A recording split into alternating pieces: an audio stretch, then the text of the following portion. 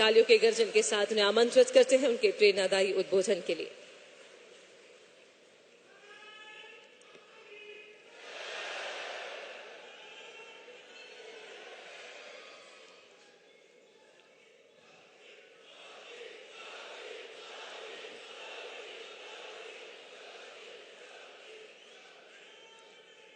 की आयो भा भेणो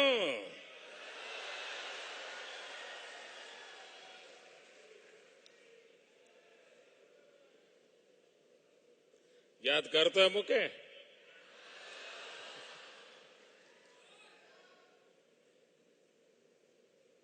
मंच पर विराजमान गुजरात राज्य के मुख्यमंत्री श्रीमान विजय रूपाणी जी, मंत्री परिषद के मेरे साथी श्री नितिन गडकरी जी, पौन राधाकृष्णन जी, मनसुख मांडविया जी, राज्य के उप मुख्यमंत्री श्री नितिन भाई पटेल, कंडला पोर्ट ट्रस्ट के ट्रस्टी श्री आरसी फड़दू, श्री मावजी भाई सोरठिया, श्री भरत राजगौर, भारत सरकार में हमारे साथी सचिव श्रीमान राजीव कुमार, भाई रवि और उपस्थित भाई और बहनों,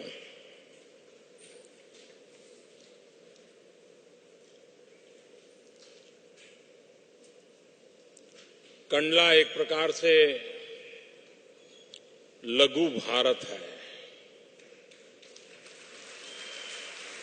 मिनी इंडिया है। और आज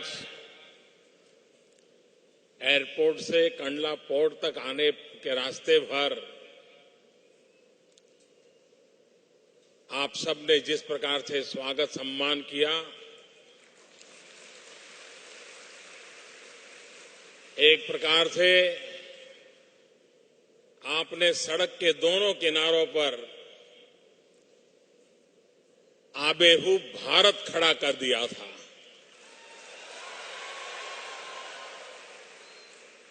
मैं आपके इस प्यार के लिए, इस स्वागत सम्मान के लिए आपका बहुत बहुत आभारी हूं।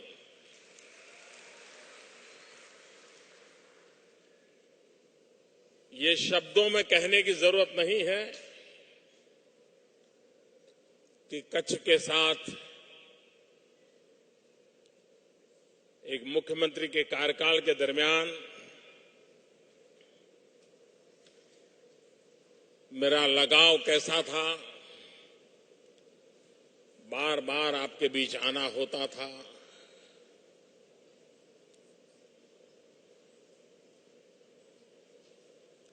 कच्छ की धरती में एक ताकत है।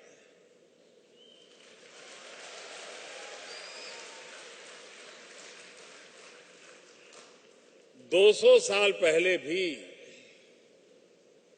अगर कोई कच्छी दुनिया के किसी छोर पे गया होगा परिवार, चौथी पांचवी पीढ़ी होगी, लेकिन अगर बीमार हो जाए तो उसका मन करता है कच्छ चले जाएं, तबीयत ठीक हो जाएगी।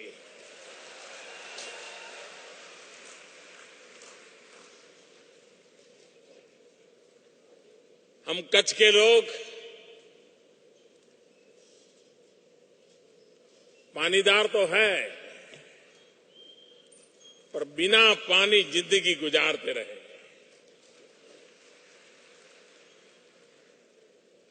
पानी का महत्व क्या होता है, ये कच्छ के लोग भली भांति समझते हैं। विराट समंदर, मरुभूमि, पहाड़, गौरवपूर्ण इतिहास, 5000 साल पुरानी मानव संस्कृति के सबूत, कच्छ के पास क्या कुछ नहीं है।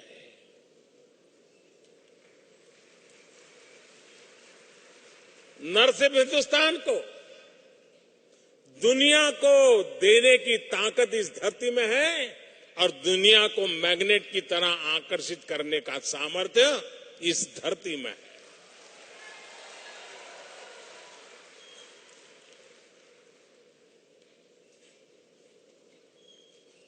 अभी नितिन जी बता रहे थे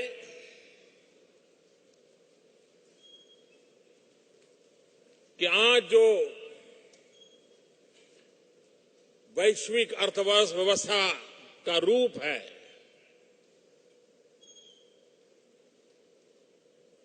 विश्व व्यापार का महात्म्य जिस प्रकार से बढ़ रहा है, उस कंपटीशन में अगर भारत को हमें आगे बढ़ाना है, इस वैश्विक अर्थव्यवस्था का लाभ उठाना है, विश्व व्यापार में भारत ने अपनी जगह पक्की करनी है, तो भारत के पास उत्तम से उत्तम व्यवस्था वाले बंदरों का होना बहुत जरूरी है।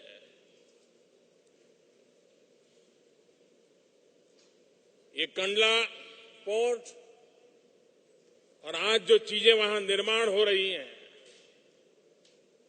एक प्रकार से कोई सोच सकता है क्या कि इतने कम समय में आज कंडला पोर्ट पूरे एशिया में प्रमुख बंदरों में उसने अपनी जगह बना ली है।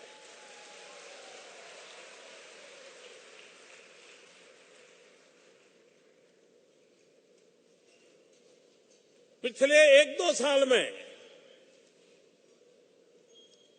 चाहे लिक्विड कार्गो हो, चाहे ड्राई कार्गो हो,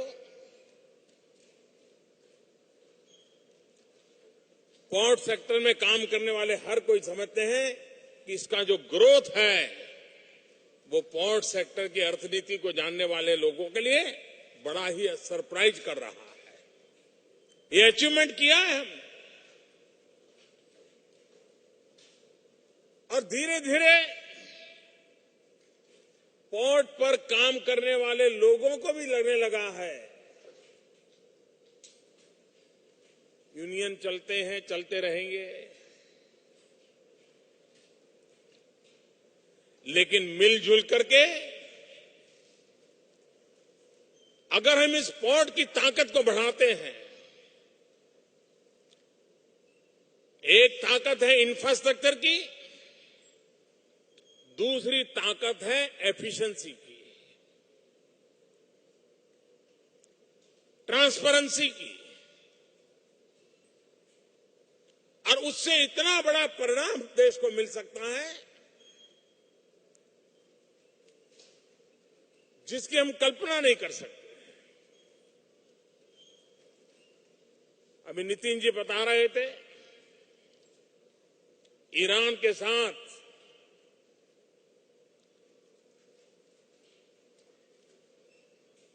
चोबर पोर्ट, उसका एक निर्णय हम लोगों ने किया है।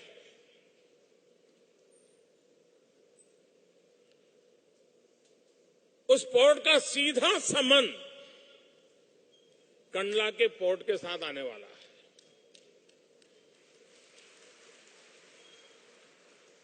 चाबहार पोर्ट और कंडला पोर्ट, इन दोनों का जुड़ना, इसका मतलब यह होता है कि विश्व व्यापार में अंगद की तरह कंडला अपना पैर जमाएगा, इतना बड़ा परिवर्तन आने वाला है।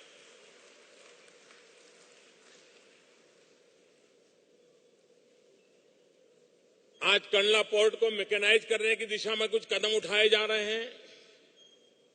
कैपेसिटी बिल्डिंग के लिए 14 और 16 बर्थ के विस्तार और विकास के लिए योजना बन रही है। और बदलते हुए युग में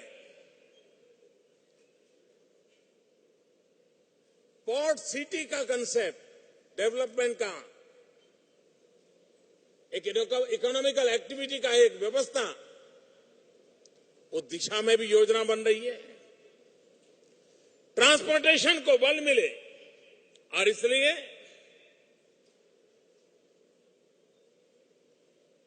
उस प्रकार के मार्ग की रचना जो ट्रैफिक को स्मूथ करे, हिंदुस्तान के कोने कोने में हमारा सामान तेजी से पहुंचे। जिस प्रकार से समुद्र में टर्न अराउंड टाइम, कोई जहाज आए, खाली हो या भरे, और कितने दिन में आगे चला जाए, इसमें जितना समय कम लगता है उतनी एफिशिएंसी की गणना वैश्विक स्तर पे होती है। आज भारत में उस टर्न अराउंड टाइम को कम करने के लिए हमारे नितिन जी के नेतृत्व में अनेक इनिशिएटिव लिए गए हैं। इस टर्न अराउंड टाइम को कम करने में एक व्यवस्था होती है, पोर्ट से बाहर निकलने के बाद आपके सारे ट्रक्स कितनी तेजी से आगे बढ़ जाते हैं। अगर आगे बॉटलनेक होगा तो टर्न अराउंड टाइम के लिए पोर्ट में कितनी ही टेक्नोलॉजी हम लाएं, रुकावट बनी रहेगी। और इसलिए आपने देखा होगा कि आज कंडला पूरे गुजरात के हिसाब से देखें तो भी एक कोने में एक छोटा सा नगर, देश के हिसाब से तो ध्यान भी नहीं जाए, लेकिन आज कंडला में करीब करीब 1000 करोड़ रुपयों के इन्वेस्टमेंट के प्रोजेक्ट आ रहे हैं।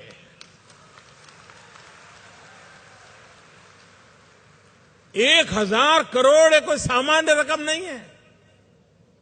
हम कल्पना कर सकते हैं कि कितनी तेजी से आगे बढ़ेगा। अभी वो बता रहे थे कि रोड का काम है, हम 2 साल में टारगेट किया है। मैं नितिन जी को बता रहा था, हिंदुस्तान में रोड के सेक्टर में नितिन जी ने जो गति लाई है, कई वर्षों तक हिंदुस्तान ने ये गति देखी नहीं है। तो मैंने उनको कहा कि आपकी जो विशेषता है, आपकी जो क्षमता है, उसका लाभ गुजरात को भी तो मिलना चाहिए। तो उन्होंने मुझे कहा कि मुझे क्या कर रहा है। मैंने कहा ये रोड बनाने का काम 24 महीने नहीं 18 महीने में पूरा करके दिखाओ।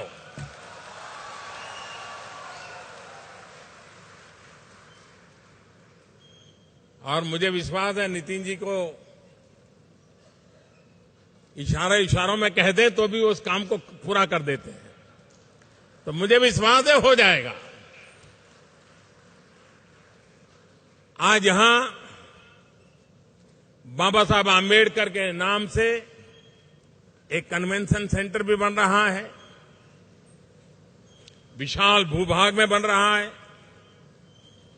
यहां के लोगों की आवश्यकता के अनुसार बन रहा है।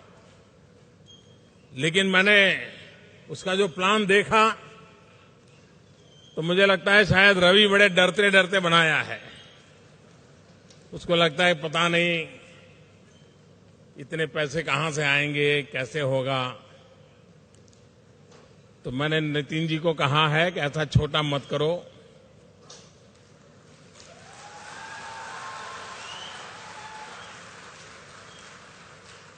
उसे कुछ नए सिरे से सोचो।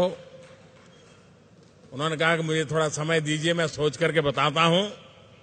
तो ये कन्वेंशन सेंटर भी, क्योंकि जिस प्रकार से कच्छ का डेवलपमेंट हुआ रहा है, आज हिंदुस्तान में कोई एक डिस्ट्रिक्ट तेज गति से आगे बढ़ रहा है तो उस डिस्ट्रिक्ट का नाम कच्छ है।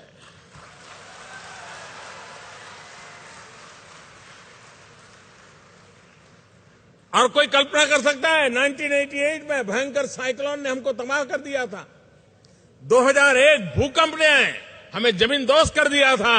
लेकिन इस मिस्ट्री की ताकत देखिए, यहां के लोगों की खुमारी देखिए, आज कच्छ फिर से चल पड़ा।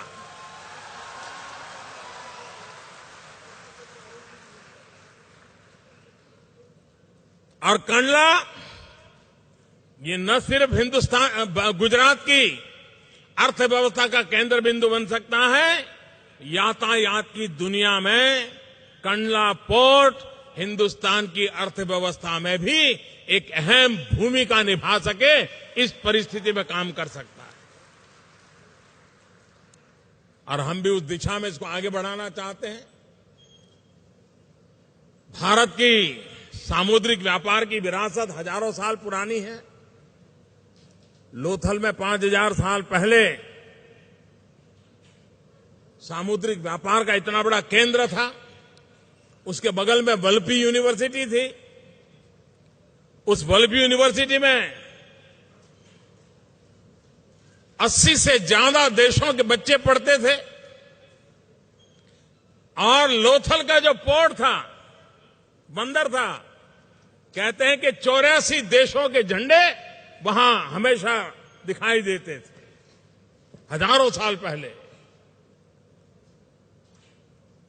इस देश में दरियाई जहाज बनाने का काम कच्छ में हमारे पूर्वजों की विरासत रही। हम दुनिया को जहाज देते थे यहां से। ये ताकत थी हमारी। इस सामर्थ्य को फिर से जीवित किया जा सकता है। आज कंडला पोर्ट पे इमारती लकड़ी बहुत बड़ी मात्रा में आती है और हमारे कच्छी लोग हिंदुस्तान के कोने में लकड़ी के व्यापार में भी लगे हुए हैं। ये इमारती लकड़ी का वैल्यू एडिशन कच्छ की धरती पर हो सकता है। दुनिया से लकड़ी आ जाए, उस पर आर्ट वर्क हो, मैन मेड कला उस पर लगे, फिर दुनिया में वापस जाएं, घर बने, बिल्डिंग बने, मकान बने, मंदिर बने, पूजा घर बने, दुनिया को बहुत बड़ी भेंट सौगात यहां से डेवलप की जा सकती है। नमक का व्यापार समुद्री मार्ग से जितना ज्यादा हम कर सके उतना खर्च कम आएगा। तटीय जल परिवहन 7,500 किलोमीटर समुद्री तट हो तो फिर हमें रोड और रेल से हमारा सामान क्यों ले जाना चाहिए? क्यों न समुद्री तट से ही एक जहाज से ही हिंदुस्तान में ही कलकत्ता सामान भेजना होगा तो यहीं से समंदर के मार्ग से कलकत्ता क्यों न जाए? पूरे हिंदुस्तान को चीर करके जाने की जरूरत क्या है? ये पूरा बदलाव व्यवस्था में परिवर्तन लाने की दिशा में हम आगे बढ़ रहे हैं, जिसका लाभ आने वाले दिनों में मिलने वाला है। हमारे नितिन जी का एक ड्रीम है, लोथल में भारत की जो महान ताकत है उसका विश्व को परिचय हो। इस प्रकार का एक म्यूजियम कैसे बने? विश्व व्यापार की दृष्टि से मैरीटाइम यूनिवर्सिटी का काम महत्वपूर्ण है, ह्यूमन रिसोर्स डेवलपमेंट का काम महत्वपूर्ण है।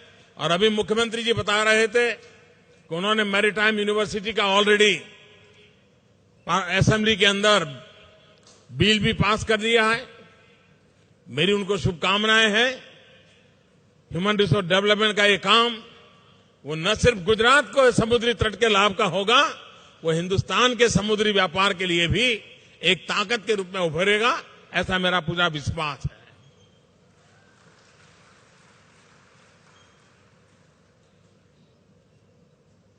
भाइयों बहनों, 2022 भारत की आजादी के 75 साल हो रहे हैं।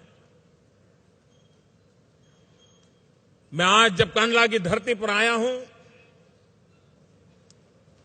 कंडला के लोगों को, कच्छ के लोगों को, गुजरात के लोगों को, देश के लोगों को बार बार ये कहना चाहूंगा कि 2022 जब भारत की आजादी के 75 साल हो रहे हैं,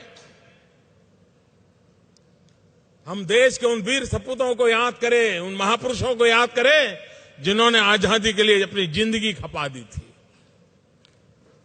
कई महापुरुष थे जवानी जेलों में खपा दी, कई महापुरुष थे जो फांसी के तख्त पर चढ़ गए, कई महापुरुष थे 4-4 पीढ़ी परिवार की तबाह कर दी। ये देश आजाद हो, इसके लिए उस आजादी के 75 साल 2022 में हम कैसे मनाएंगे। एक नागरिक के नाते हम भी तो संकल्प करें कि हमें आजादी के जंग में लड़ने का मौका नहीं मिला था, लेकिन भारत को दुनिया में सिरमौर बनाने के इस विकास की यात्रा में शरीक होने का हमें सौभाग्य मिला है। हम भी जंग सकारात्मक करेंगे। हम कुछ न कुछ ऐसा करेंगे एक नागरिक के नाते जो 2022 में देश को नई ऊंचाई पर ले जाने में मेरा योगदान माना जाए, मुझे संतोष हो। संस्था हो तो वो भी करे, चैम्बर है तो वो भी करे, नगर पालिका है वो भी करे, पंचायत तो वो भी करे, राज्य सरकार है तो वो भी करे। हर कोई अपने आप को संकल्पबद्ध करे। और अभी 5 साल हमारे पास है, 5 साल में कुछ करके दिखाएं और तब जाकर के 2022 को मनाएं। इस संकल्प के साथ हम आगे बढ़ रहे हैं जैसे हमने सोचा है। इस देश के गरीबों की जिंदगी में बदलाव लाना है। चाहे गैस के चूल्हे का कनेक्शन हो, चाहे गरीब की झोपड़ी में बिजली पहुंचाने का प्रयास हो, 2022 तक हमारा सपना है हिंदुस्तान के गरीब से गरीब परिवार को भी रहने के लिए अपना खुद का घर हो।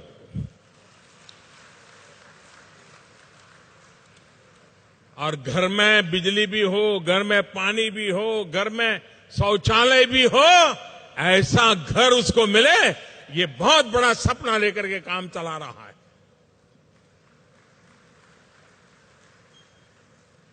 ये वर्ष पंडित दीनदयाल उपाध्याय की जन्म शताब्दी का वर्ष है।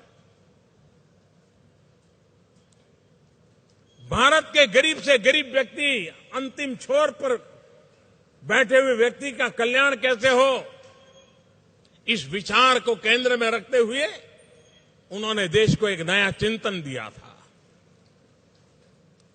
आज देश पंडित दीनदयाल उपाध्याय की जन्म शती मना रहा है। तो मैं कंडला पोर्ट ट्रस्ट को, नितिन जी को, उनके विभाग को एक सुझाव देना चाहता हूं कि क्यों न हम ये कंडला पोर्ट है उसको दीनदयाल पोर्ट ट्रस्ट कंडला